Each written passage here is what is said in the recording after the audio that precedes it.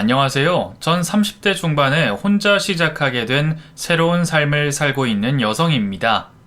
제가 이곳을 알게 된 지는 얼마 되지 않았어요. 가깝게 지내고 있는 친구가 있는데 그 친구가 이곳의 사연을 같이 들어보자며 틀어주게 되어 알게 됐거든요. 엄청난 일들을 겪으신 분들이 이렇게 많다는 것에 많이 놀랐습니다. 이곳을 접하기 전까지만 해도 저희와 같은 일을 겪은 사람은 많이 없을 거라고 생각했거든요. 저도 제 친구도 큰 일을 겪었다 보니 이곳 이야기에 더 심취를 해서 듣게 되는 것 같아요. 그러다 옆에 있던 제 친구가 사연을 보내자는 우스갯소리를 했는데 장난으로 시작한 말에 정말로 같이 글을 적고 있네요. 제가 오늘 하게 될 이야기는 저와 제 친구가 관련이 된 이야기입니다. 많이 놀라시고 불편할 수도 있는 내용들인 만큼 마음의 준비를 하시고 들어주셨으면 하네요. 그럼 시작해 보겠습니다. 전 오늘 이야기의 가장 중요한 존재이기도 한 남편을 만나기 전까지만 해도 정말 평범한 인생을 살아왔습니다. 남편과는 사회생활을 하다 만나게 된 사이였죠. 회사 업무를 협조를 통해 알게 된 사이였는데 그때까지만 해도 얼굴만 익히고 가볍게 인사만 하던 사이였습니다.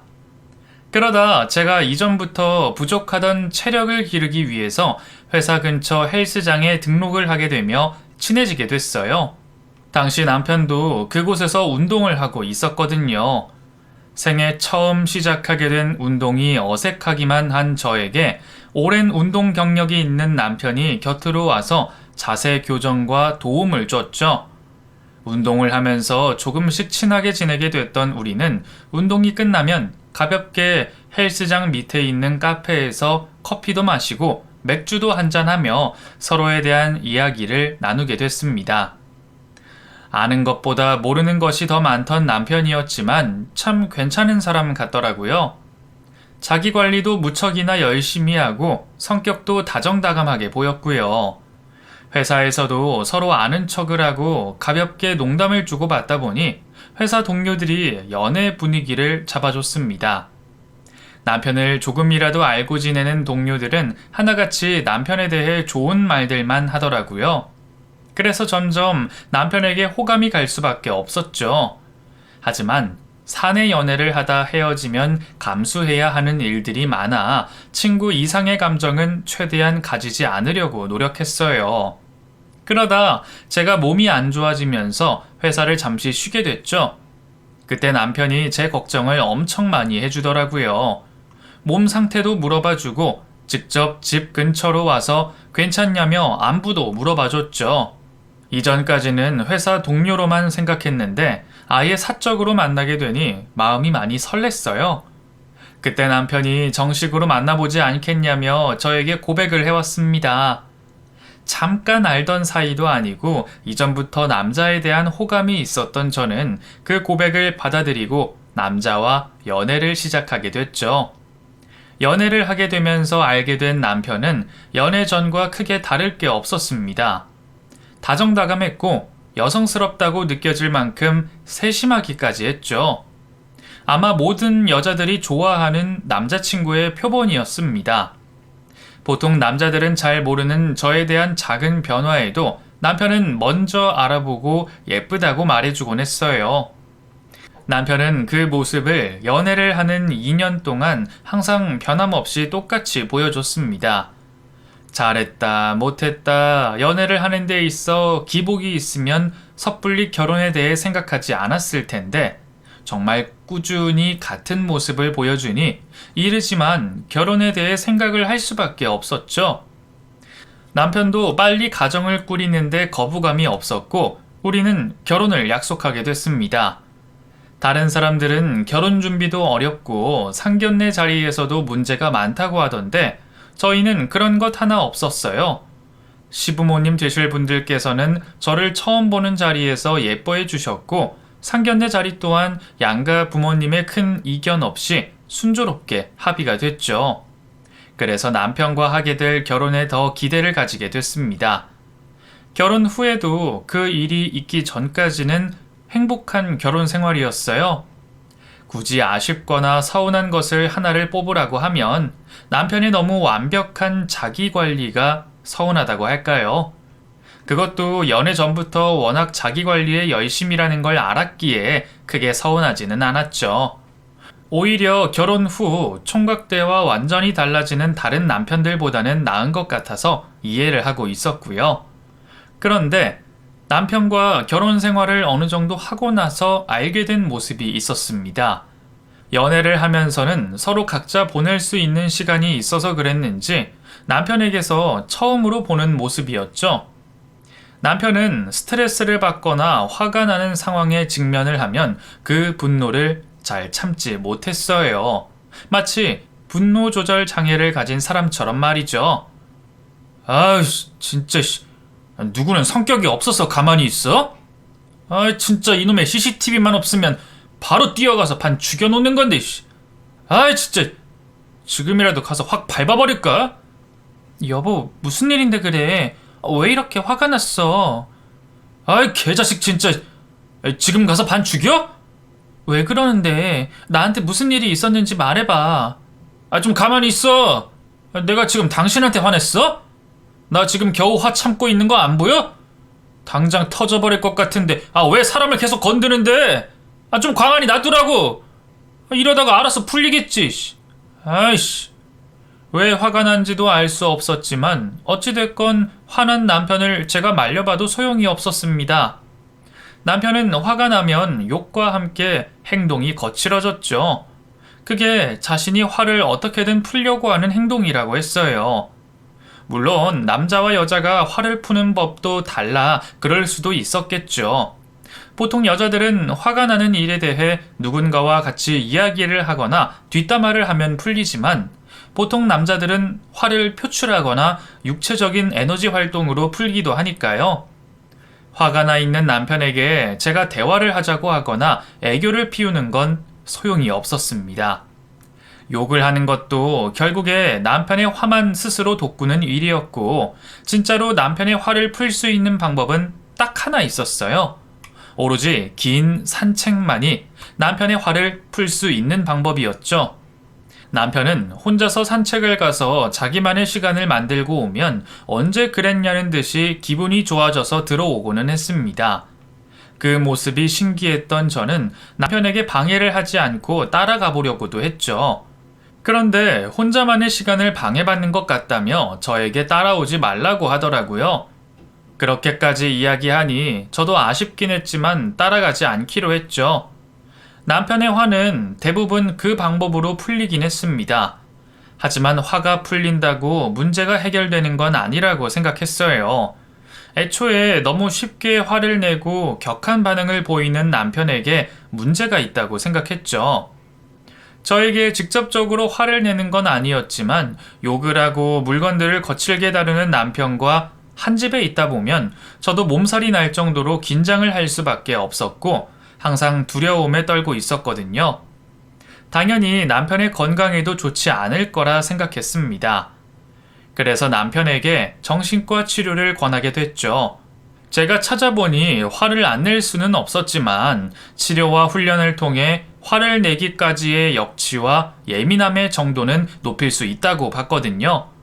또 표출하는 법도 자신만의 방법을 찾아 좀 더 부드럽게 할 수 있다고 하기에 저와 남편 두 사람에게 모두 다 좋은 방향이라고 생각했습니다. 여보, 이번 주말에 나랑 정신과 치료 받으러 가보지 않을래? 정신과 치료? 내가 좀 심한 건 알겠는데 나도 화를 참아보고 순화시켜 보려고 노력 중이야. 근데 무슨 벌써 정신과 치료를 이야기해.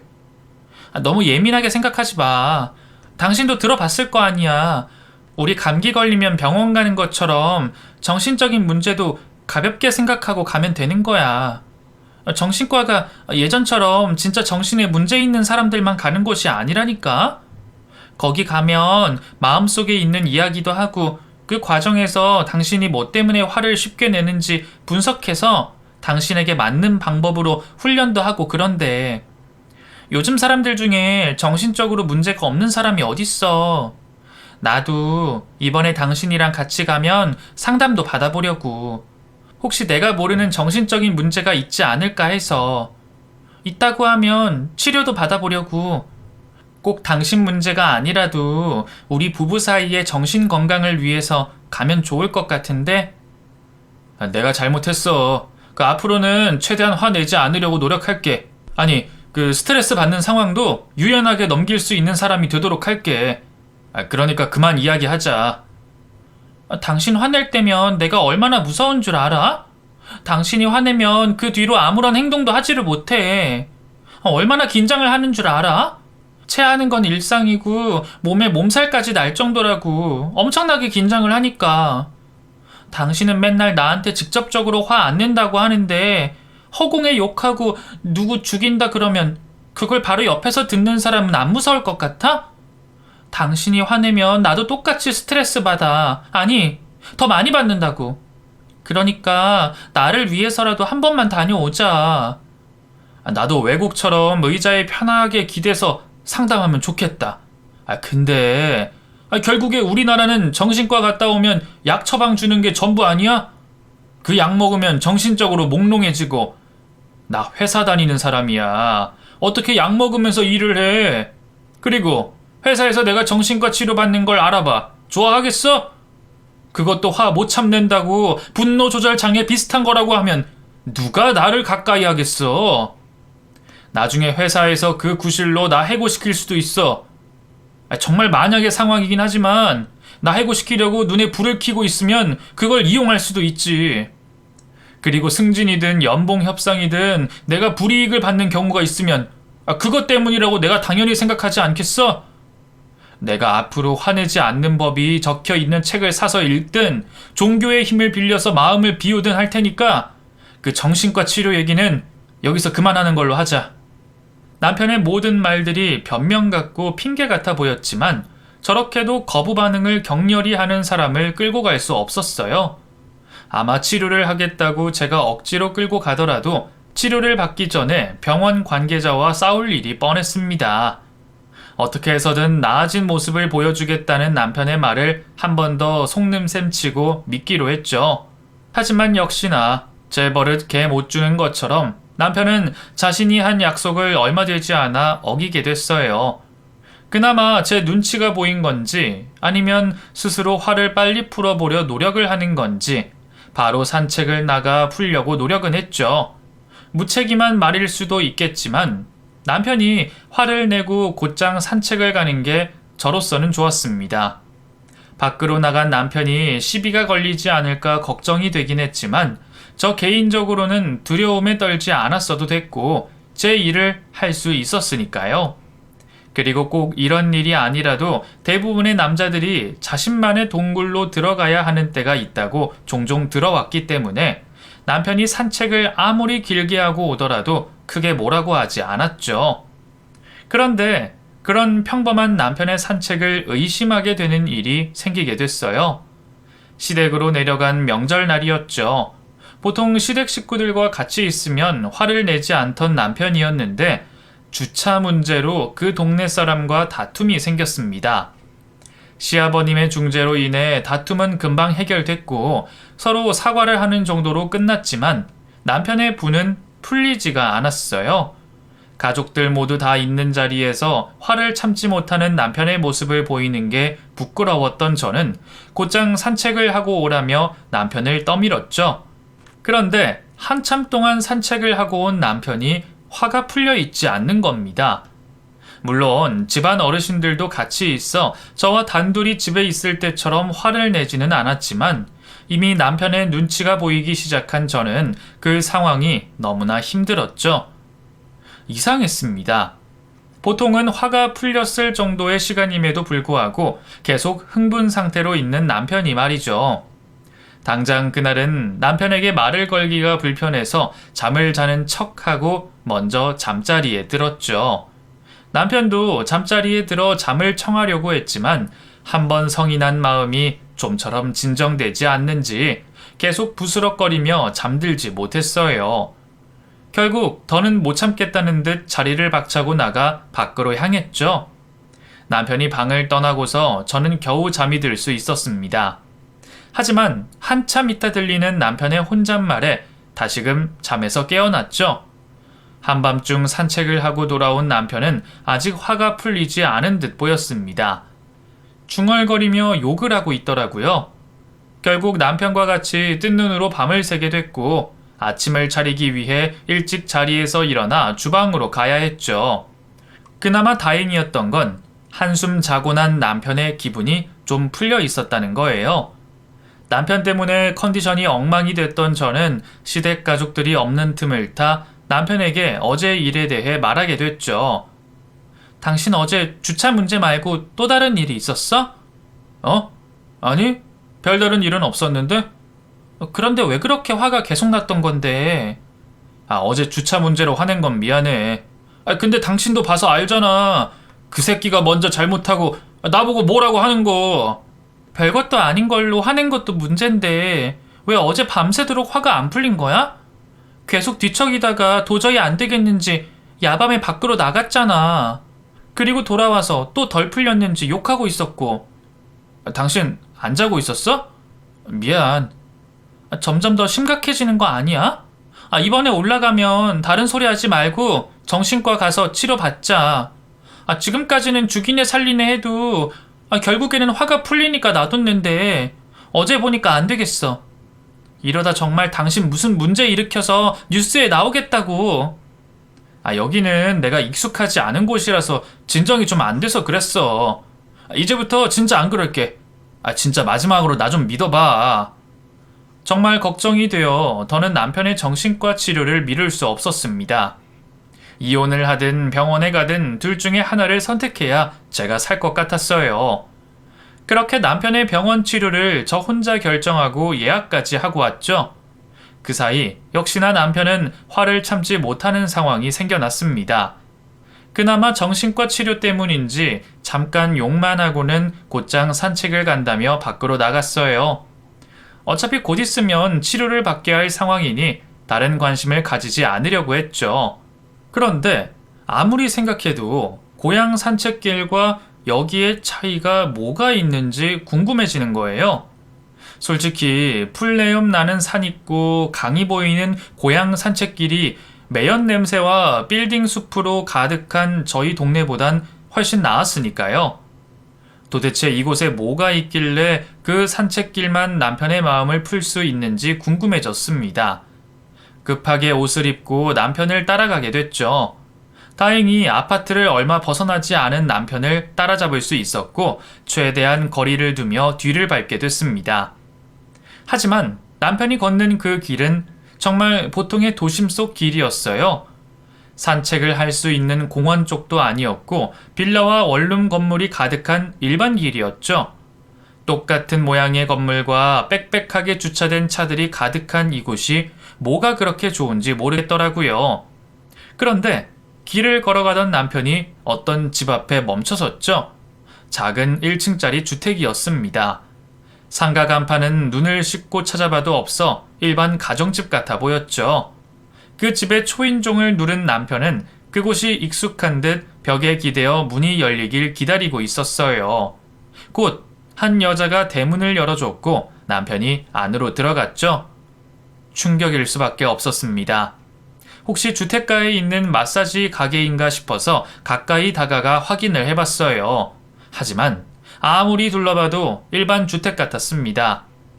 대문 창살 사이로 보이는 집 안쪽의 모습도 평범한 집의 모습이었죠.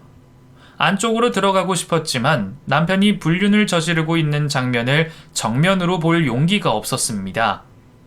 다시 한 번 더 남편이 맞는지 확인을 하기로 했고 그 집에서 멀리 떨어진 곳에 자리를 잡고 남편이 나올 때까지 기다리게 됐죠. 시간이 흐르고 그 집 대문을 열고 남편이 나왔어요. 몇 번을 확인했지만 제 남편이 맞았습니다. 그 집을 나오는 남편의 얼굴에는 미소가 지어져 있었죠. 그 표정은 너무나도 자주 봐왔던 모습이었습니다. 화가 풀리고 난 뒤에 남편 얼굴이었죠. 지금까지 남편이 화가 난다는 핑계로 이곳에 왔었음을 알 수 있었습니다. 화가 나 기분을 풀려 이곳으로 온 건지 저를 속이고 불륜을 저지르기 위해 화가 난 척을 한 것인지 알 수는 없었지만 앞뒤가 어떻게 됐건 남편이 외도를 하고 있다는 건 확실한 사실이었죠. 결혼을 한 지 아직 1년도 안 된 시점이었습니다. 오랫동안 결혼 생활을 했다면 제가 지겨워졌다고 핑계를 댈 수 있었겠지만 아직 신혼생활 중에 바람을 피다니 도저히 이해가 가지 않았죠. 파렴치한 짓을 하는 남편과 결혼 생활을 이어갈 수 없었습니다.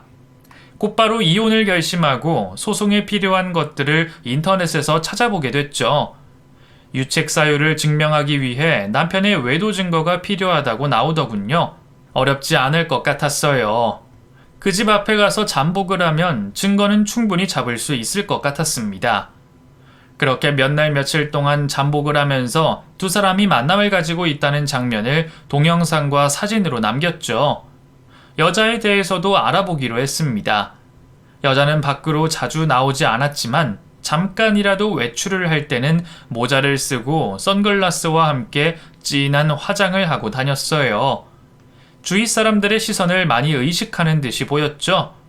하기야 바람을 피는 사람이 제발 저릴 거라고 생각했습니다.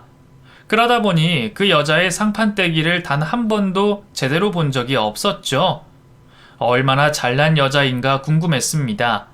아직 콩깍지도 벗겨지지 않았을 신혼인데 바람을 피고 있는 남편을 보니 얼마나 예쁘고 저보다 나은 여자인지 직접 확인해 보고 싶었죠. 여자의 얼굴을 보기 위해 그리고 이혼에 필요한 외도의 결정적인 증거를 잡기 위해 직접 그 집 안으로 들어가기로 마음을 먹었죠. 집 안으로 들어가는 여러 방법을 생각하다 택배 기사로 위장하기로 했어요. 모자를 쓰고 얼굴을 가려도 택배 기사라고 하면 수상하게 보지 않으니 집 안으로 들어가는데 문제가 없을 거라고 생각했습니다. 그렇게 모자를 푹 눌러쓰고 택배 기사로 위장을 하고는 남편과 여자가 있는 집에 초인종을 눌렀습니다. 여자는 뭘 하고 있는지 남편이 봤더군요. 누구세요? XX 택배입니다. 그 박나희 씨 앞으로 온 택배가 있어서요. 그냥 앞에 두고 가세요. 수치인께서 직접 받으시겠다고 나와 있어서요. 그럼 대문 열어드릴 테니까 안에 넣어주고 가세요. 지금 제가 나갈 수 없는 상황이어서요. 다행히 원래 계획을 한 대로 여자의 집으로 들어올 수 있었어요. 택배를 놓고 나간 척 문을 닫은 저는 곧바로 휴대폰 촬영을 눌러 집 마당 쪽으로 조심스럽게 다가갔죠. 작은 1층짜리 주택이었던 그 집은 마당에서 거실이 보이는 구조였습니다. 마당과 거실 사이에 있는 유리 샷시 너머 거실 안쪽이 훤히 보였죠.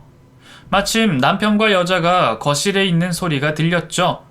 불륜의 결정적인 장면을 확보하기 위해 휴대폰 액정으로 보이는 거실 장면에 집중을 하고 있었습니다. 그런데 휴대폰 액정 안으로 보이는 장면을 보자마자 전 너무 놀라 그 자리에 얼어붙은 것처럼 멈춰 있을 수밖에 없었죠. 유리창 안쪽 거실에서는 발가벗은 남편과 여자가 있었습니다. 하지만 제가 상상했던 불륜의 모습이 아니었어요. 여자는 결박이 되어 있는 상태였고 남편은 옴짝달싹도 못하는 여자를 향해 폭력을 휘두르고 있었죠. 엽기적인 그 모습에 온몸이 떨려왔습니다. 혹시 소리라도 날까 싶어 입을 틀어막고 있었지만 소리가 터져 나오는 건 시간 문제였죠. 두려웠습니다. 그곳에 더 이상 있을 수가 없었어요. 하지만 정신을 차리고 난 후에도 너무 놀라 얼어붙은 몸으로 인해 다리가 움직이지 않았죠. 겨우 한 발자국을 뗄 수 있었던 저는 그 자리를 미친 듯이 도망쳐 나왔습니다. 뒤도 돌아보지 않고 도망을 간다는 말이 딱 맞았어요. 성인이 되고 나서 그렇게 정신없이 달린 건 처음이었죠. 여자의 집에서 정말 한참을 도망친 후에야 겨우 안심이 되어 거친 숨을 돌릴 수가 있었습니다. 숨을 돌리며 제가 목격한 상황을 다시 되새기고 있는데 아무리 생각해도 그 장면이 제 머리로는 이해가 되지 않았어요. 알몸인 두 사람을 보면 분명 불륜 관계가 확실한 것 같은데 그것 치고는 남편의 폭력 수위가 너무 높아 보였습니다. 두 사람이 변태적인 성적 취향이라고 하더라도 가학의 정도가 너무 심한 것 같았어요. 특히 묶여있는 여자가 남편을 보는 눈빛이 너무 겁에 질려 있었습니다. 섣부른 판단일 수도 있었지만 아무리 생각해도 단순한 불륜 관계는 아닌 것 같았죠. 확인을 해보려고 직접 남편이나 여자와 대화를 해야 할 것 같았습니다. 이제 어떻게 해야 하나 싶더라고요. 결국 전 용기를 내어 여자에게 제 남편과 도대체 어떤 사이인지 물어보기로 했습니다. 어차피 남편과 이혼을 하기로 결심한 상황에 증거들도 있었으니 여자가 거짓말을 한다고 해도 상관없었어요. 남편이 회사를 간 것을 확인한 저는 여자의 집으로 찾아갔죠. 집으로 찾아가면 저를 만나주지 않을 수도 있으니 다시 여자의 집 앞에서 잠복을 하고 기다렸습니다. 그리고 밖을 외출하는 여자에게 다가가 내 정체를 먼저 밝혔죠. 그 여잔 적지 않게 당황한 듯 했고 저를 피해 도망을 가려고 했습니다. 불륜이든 아니든 여자의 입에서 두 사람의 사이를 들어야 했던 전 죽기 살기로 여자를 붙잡곤 대화를 하자고 했죠. 여자는 저에게서 쉽사리 도망칠 수 없다는 걸 알았는지 도망치는 걸 포기한 듯한 모습이었지만 계속해서 저에 대한 경계를 풀지 않았습니다. 그리고 저에게 남편과 한통속이 아니냐는 알 수 없는 질문을 해왔죠. 그렇게 가만히 서 있지만 말고 내가 하는 말에 대답 좀 해봐요.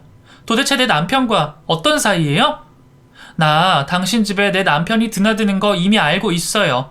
택배 기사처럼 위장해서 당신 집 안에도 훔쳐봤었고. 근데 그때 봤던 두 사람 모습이 도저히 내 머리로는 이해가 안 돼서 당신한테 물어보려고 온 거예요. 둘 다 변태 성향인 불륜 관계 맞아요? 아니면 당신이 내 남편에게 무슨 잘못이라도 한 거예요? 정말 그것 때문에 온 거예요?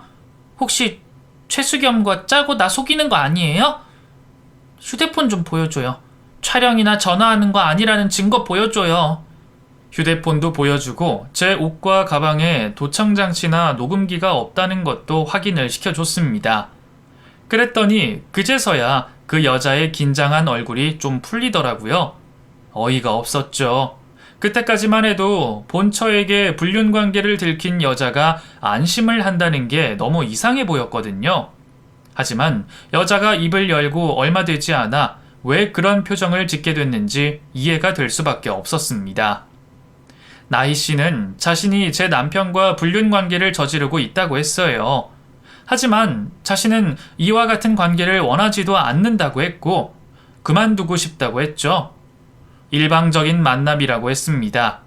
그리고 자신에게는 이 만남을 그만할 수 있는 선택권이 없다고 했죠. 이 관계가 시작된 지 벌써 10년이 넘어간다고 했습니다. 나희 씨가 제 남편을 만나게 됐던 건 이제 막 20살이 되었을 때라고 했어요. 어려운 가정 형편 탓에 대학 진학을 포기하고 곧바로 아르바이트를 시작하게 된 나희 씨는 남편이 다니고 있던 대학가 근처 번화가 편의점에서 일을 시작했다고 해요. 일을 시작한 그 편의점에서 남편과 처음 만나게 된 거죠.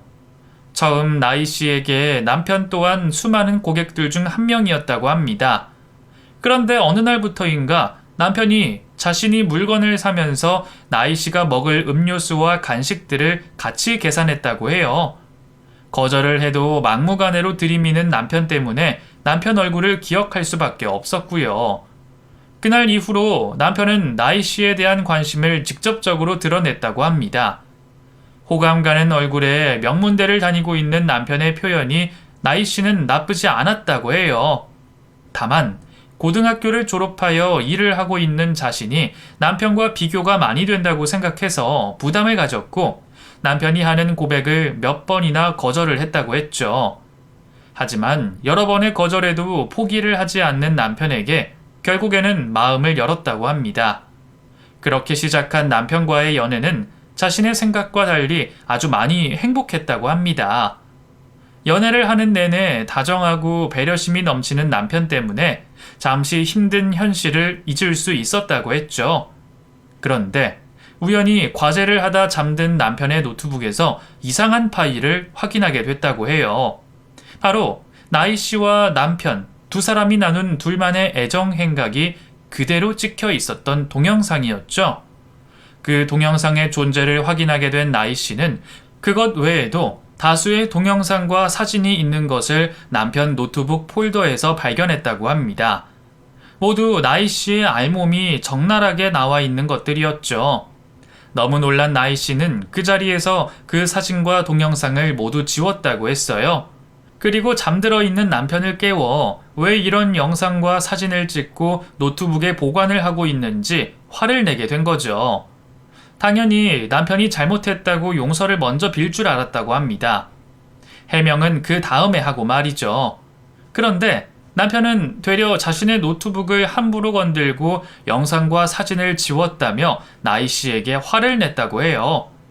당연히 나이 씨도 죄를 짓고도 큰 소리를 내는 남편에게 맞서 싸웠지만 끝까지 자신의 잘못을 모르는 남편과 대화를 하는 게 시간 낭비라고 생각했고 이별을 통보하고 자리를 떠나려고 했죠. 그런데 남편이 돌변한 모습으로 나이 씨를 거칠게 붙잡았다고 합니다. 그뿐만이 아니라 나이 씨가 지운 동영상과 사진이 전부가 아니라며 이렇게 헤어질 수 없다고 협박을 했다고 했죠. 나이 씨가 경찰을 불러 법대로 하기 전에 동영상과 사진을 지우라고 해봤지만 남편은 오히려 나이 씨의 신상과 함께 가지고 있는 모든 파일을 인터넷에 올려버리겠다며 협박을 했다고 해요. 처음에는 당연히 남편의 협박을 거짓말로 생각하고 무시하려고 했지만 남편은 여러 곳에 동영상과 사진을 분산시켜 놓은 것을 확인시켜 줬죠. 그러면서 남편은 울고 있는 나이 씨에게 경찰에 신고를 해도 소용이 없을 거라고 했답니다.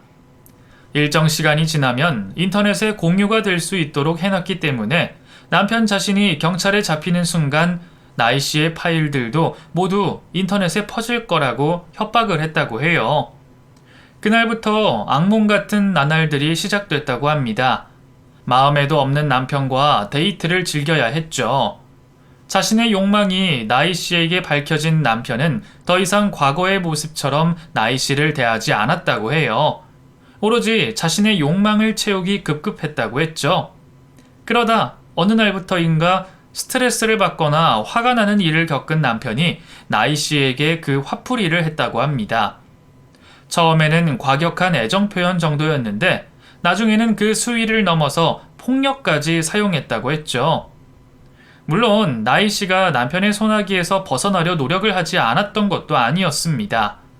하지만 그런 시도를 할 때마다 남편은 주변 사람들과 나이 씨의 가족에게까지 접근을 하여 협박을 해왔죠. 그러다 남편의 눈을 피해 도망을 갈 수 있는 기회가 찾아왔다고 해요. 바로 남편이 군입대를 하게 된 거죠. 그런데 얼마나 악독한 사람인지 남편은 군대를 떠나면서 자신의 친구 중 몇 명에게 해당 파일이 들어있는 하드를 나눠줬다고 했고 자신에게 도망을 치거나 딴 놈과 연애를 하는 순간 인터넷에 올릴 거라며 협박을 했다고 합니다.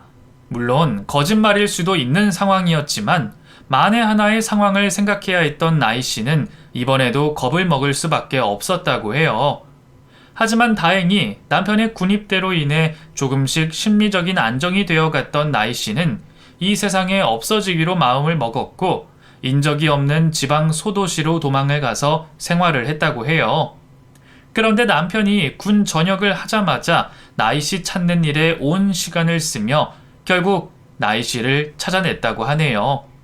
그 이후로도 남편에게 도망을 쳐보려고 했지만 계속해서 실패를 하게 됐고 점점 쌓여가는 파일들과 심리적인 좌절감에 모든 것을 포기를 하게 됐다고 합니다. 그래서 언제부터인가 남편이 자신을 찾아와 원하는 대로 해주며 모든 것을 포기하고 살고 있다고 했죠. 그날 제가 본 장면도 어떠한 일로 스트레스를 받은 남편이 나이 씨에게 화풀이를 하고 있던 상황이라 설명했습니다. 너무 충격적인 이야기였어요. 요즘 같은 세상에 이런 일이 있을 수 있다니. 그리고 이 믿을 수 없는 상황의 가해자가 나와 연애를 하고 결혼을 하여 한 집에서 생활하고 있는 남편이라니. 몸이 휘청거릴 정도로 큰 충격에 빠져 있었습니다. 나이 씨는 그런 저를 부축해주며 한시라도 빨리 남편의 곁에서 떠나라고 했죠. 제가 알기로 아내분의 영상과 사진을 찍은 파일은 없는 걸로 알고 있어요. 그 사람 아직까지는 저 하나로 만족하는 것 같거든요. 근데 그게 얼마나 갈지는 몰라요. 그러니까 그 사람이 아내분에게도 이상한 짓 하기 전에 곁에서 떠나세요. 이혼을 하시든 도망을 가시든 저처럼 비참해지시기 전에 곁에서 떠나시라고요.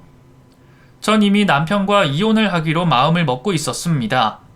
나이 씨가 이야기해주는 구역질 나는 남편의 행동을 듣고 있던 중간에 이미 이혼을 하겠다고 결심을 하고 있었죠. 저보다 더 급한 건 나이 씨 같았어요. 같은 여자로서 상상할 수 없는 고통을 겪고 있는 나이 씨를 모른 척 할 수 없었습니다. 나이 씨는 어떻게 할 거예요?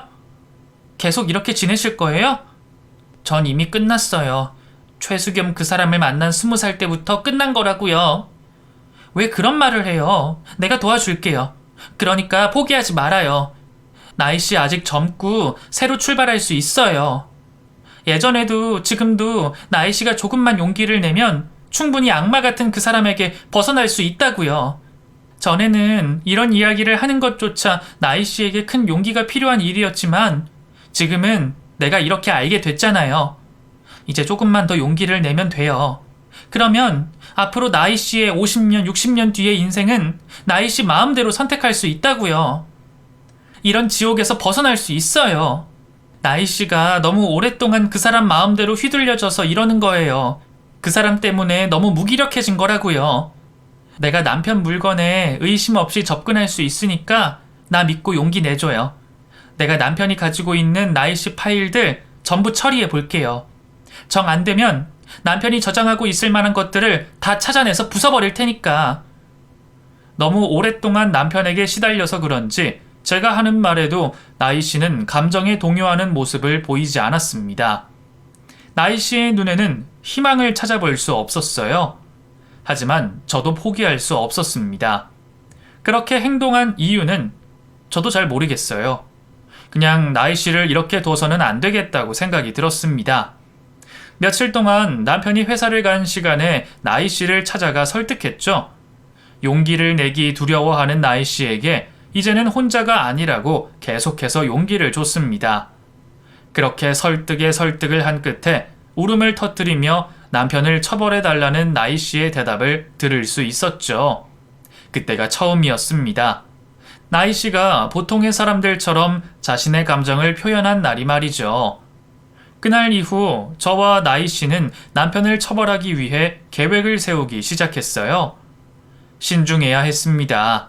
남편이 가지고 있다는 나이 씨의 파일들도 다른 곳에 유출되지 않게 확보를 해야 했고, 지난 세월 동안 나이 씨가 당해온 일들도 증명할 증거도 있어야 했죠.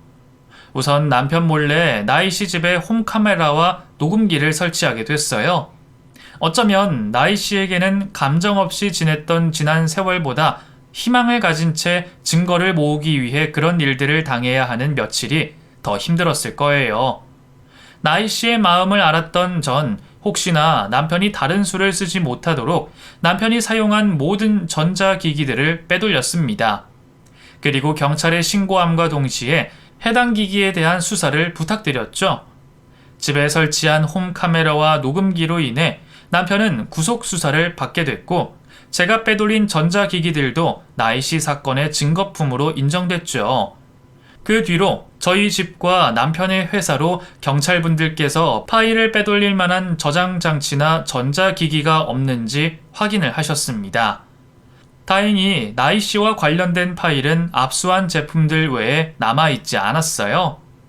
뻔뻔한 남편은 제가 나이 씨를 도운 걸 모르는 건지 저에게 자신을 믿고 도와달라는 말을 해왔습니다. 여보, 당신 밖에서 무슨 말을 듣든 절대 내 말 제외하고 믿으면 안 돼. 당신 내가 그런 짓을 할 사람으로 보여? 박나희라는 그 여자 과거에 사귄 사이는 맞는데 정말 잠깐 사귀었던 여자야. 너무 나한테 집착을 하는 여자라 헤어졌는데 그때 나한테 원한을 가졌나 봐. 우선 돈이 얼마가 들든 제일 좋은 변호사를 선임해. 이왕이면 전관예우 받는 사람 있지? 뭐 검찰이든 판사든 높은 직급에 있던 사람, 그런 사람으로 해줘. 여보, 우리 부부야. 무슨 일이 있어도 나 믿어야 하는 거 알지? 믿어? 나이 씨가 당신 신고할 수 있게 용기 준 사람이 나라는 걸 몰라?